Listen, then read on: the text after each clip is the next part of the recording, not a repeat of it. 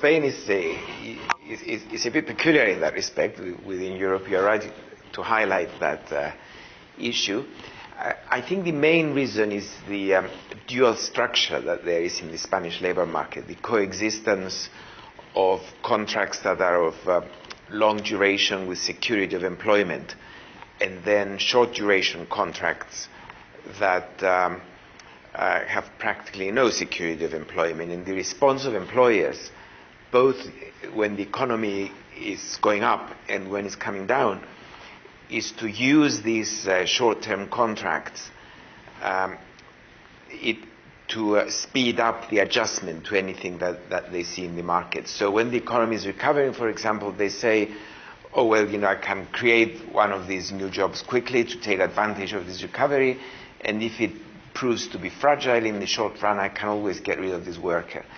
Then when the time comes for the worker to be considered for a more regular contract, then the employer might say, well, I'm not sure yet about the recovery, so let's not give a permanent contract to this worker, let's cut it down, and then maybe hire another worker to a similar type of contract until we see the situation improve. I think that's the main reason for the bigger volatility that we see in Spanish unemployment. But maybe I should say that there is also another contributory factor, and that's the structure of the Spanish economy was more geared to sectors that do have this higher churning of jobs than sectors in Europe. They are used correctly in that if you give an employer, a company, a certain structure in the labor market, then he should use it in the way that maximizes his profit, because we know that those are the best principles on which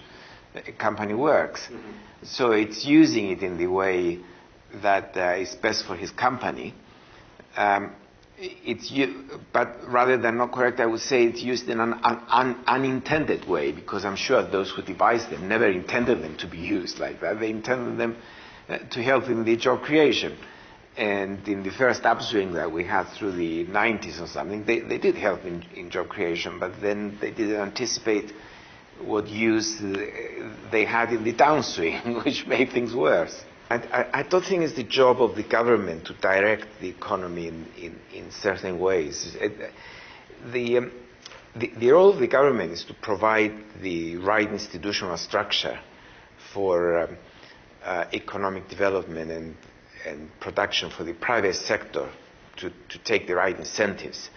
For example, on the question of the contracts that we mentioned before, the right approach of the government, there's no doubt in my mind, that is to abolish this distinction between contracts. Have one contract. Maybe have security of employment. There's nothing wrong with that, especially if it builds up over a longer stretch of time when the firm will know that that employee is suitable for the company and so on. You could have that. And it will give the right incentives for production. But once you do that, and once you secure the rights of any company to new products, new discoveries that it has for a short time, then the economy itself will direct onto the sectors that are the most beneficial to the economy. Now, in a country like Spain, for example, there is future, I think, in high value-added agricultural products. Italy has succeeded in that. Italian olive oils, pastas, cheeses. France as well with wine especially. I mean, those products are built on the natural resources of countries like Spain, the sunshine, the fertile soil, and they are high, and they do have a high value added. And with rising living standards in Europe and throughout the world, there's a lot of future in those. Hong Kong is now the biggest buyer of quality European wines, for example, outside that. Then inevitably, with the aging of our populations and with rising standards, we need to create jobs in the health and social care sector. Again, that's not for the government to direct it. It's more like the government should provide the right framework for that, and then the private sector will move in.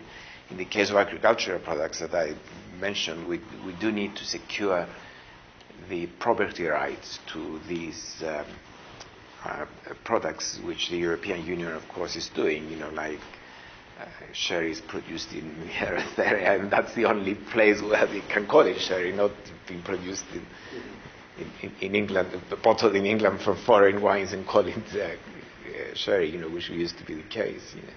The reforms that have taken place over the last year or so are in the right direction, that they close the gap between the contracts. I mean, more needs to be needed. But it's not something that you will see the results immediately, actually. You might see movement again in the right direction, in that you may see unemployment not rising anymore or falling a little bit, but to see a marked big impact, I think we have to wait for the recovery to come.